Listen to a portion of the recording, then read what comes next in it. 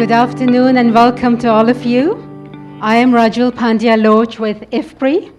Together with Megan Keefe and Lisa Moon at the Chicago Council, we are delighted to welcome all of you to our joint IFPRI Chicago Council event on building resilience in the face of climate change and weather shocks. Welcome to all of you here in the room and to those of you who are joining us virtually from around the world. In 2 weeks, on September 23, leaders will gather in New York at the UN Climate Change Summit.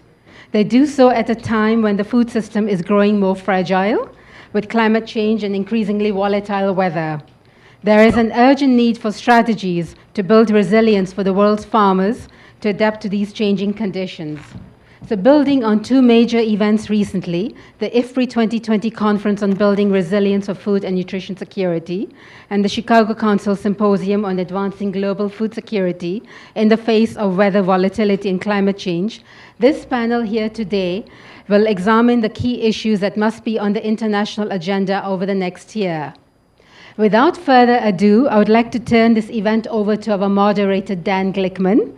Dan is very well known to all of you and does not need an introduction other than to note that he is today in his capacity as co-chair of the Global Agricultural Development Initiative at the Chicago Council moderating this event.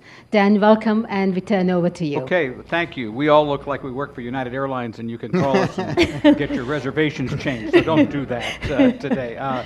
Anyway, and thanks to IFPRI for letting us use their facilities and sponsoring this, along with the Chicago Council on Global Affairs, where I co-chair their Global Agriculture and Development Initiative with former Congressman Doug Beereiter of Nebraska. So we're delighted to be here. And let me just make a couple of points. I would have to say that there are experts on the panel, and we'll have a chance to talk with these folks, but there are plenty of experts in the audience and also watching and listening virtually. So we're going to try to have at least half the time where you can ask questions or make comments on the subject matter that we're talking about. Earlier this year, the Chicago Council released a report that looks at how climate change puts food security at risk. And it also explores how the U.S. particularly can show international leadership and promote adaptation using the tools of science, trade, and business. As the food system grows more fragile, climate change and increasingly volatile weather are reducing agriculture productivity globally and also changing it within countries as well.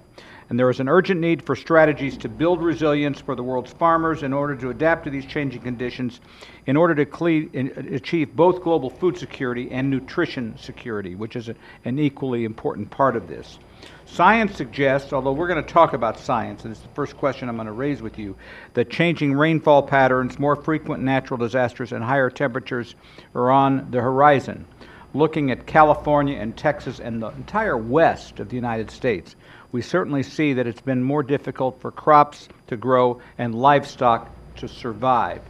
And it also affects the forests of this country and the world, as we've seen the amount of forest land that's burning up. In other areas, heavy rainfall, similar to the storms that caused flooding in China and Pakistan in 2010, may wipe out harvests and healthy soils. So I think there's general agreement that weather in most places will become more volatile and unpredictable, and the effects of weather volatility and climate change will permeate our food supply across the entire value chain.